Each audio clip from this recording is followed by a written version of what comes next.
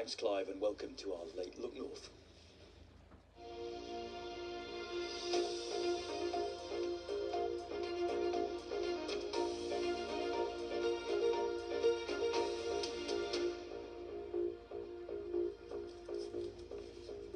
Good evening, I'm Gerry Jackson. It's a specialist refuge in our region, helping women escaping from domestic abuse while also tackling addiction, and now it's set to expand. The service supports women with complex needs who often struggle to access traditional refuges. Claudia Robinson reports. For these women, activities like sea swimming are helping them rebuild their lives after fleeing domestic abuse. I was homeless. My kids had grown up. My youngest son got taken off me. So I was left with homelessness. Went and had more kids, got in domestic violence relationships, a good few of them. And the drugs stayed, heroin, sleeping tablets. And then that just ended up in an 11-year cycle of heroin abuse.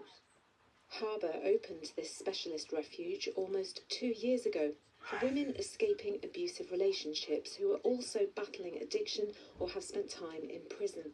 Factors that can make mainstream refuges difficult to access. The feedback we've had from women who are currently in here and who've previously been here and moved on is that this has saved their lives. What's really sad is that a lot of the women who've come through the doors here have said to us, I don't really know who I am and what I like and what I'm good at and what I'm not good at. And a big part of what we do is try to help them to understand who they are again. As part of their recovery, residents enjoy activities to build their well-being and confidence. If Rachel hadn't come here, she thinks her future would have been very different. I think I'd have been dead by now. I would have. I was homeless, I had nothing. But everything's better now.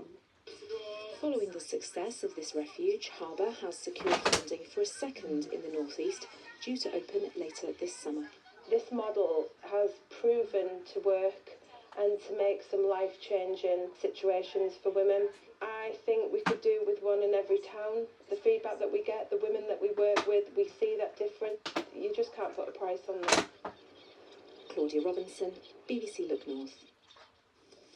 An inquest has heard that a Northumbria police officer suffered catastrophic injuries after she was struck by a car. Constable Jess Turnbull, who is 19, was hit by a vehicle in Cramlington in Northumberland earlier this month while responding to a report of a separate crash. Mark Denton sent this report.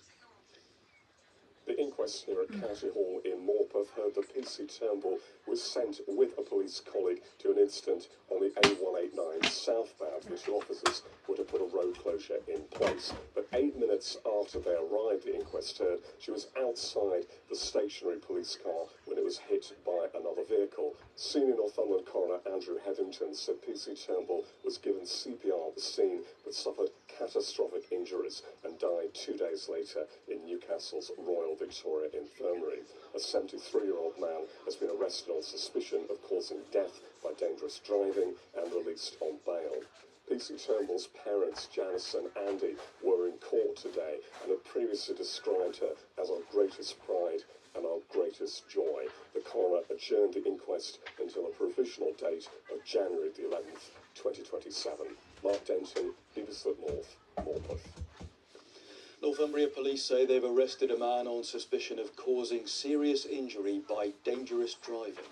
It's after a mother and her 4-year-old son were hit by a motorcycle in South Shields on Saturday afternoon. It happened as they were crossing the road near the Ocean Beach Pleasure Park.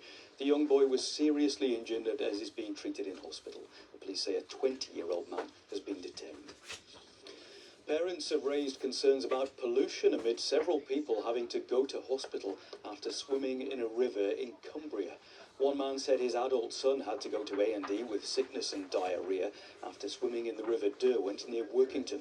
North Cumbria Integrated Care Trust said 4 patients had attended with diarrhoea and vomiting over the weekend after swimming in open water. Tributes have been paid to the former long-serving Conservative MP, Sir Neville Trotter, who's died at the age of 94. He was the member for Tynemouth from 1974 to his retirement in 1997. He previously held office in local government in Newcastle, as well as the High Sheriff of Tyne and Wear. An original metro train which carried Queen Elizabeth has been transported to a Wearside museum where it'll be preserved. The monarch travelled on the Tyne and Wear metro carriage 4020, also known as the Royal Train, when she officially opened the network in 1981. The vehicle has been taken from North Tyneside to Washington, where it'll go on display at the North East Land, Sea and Air Museum near Nissan. We're very proud, very pleased to do so, because it keeps this 599 unit in visibility of the public, so they can see it for many years to come. These ones have had the day.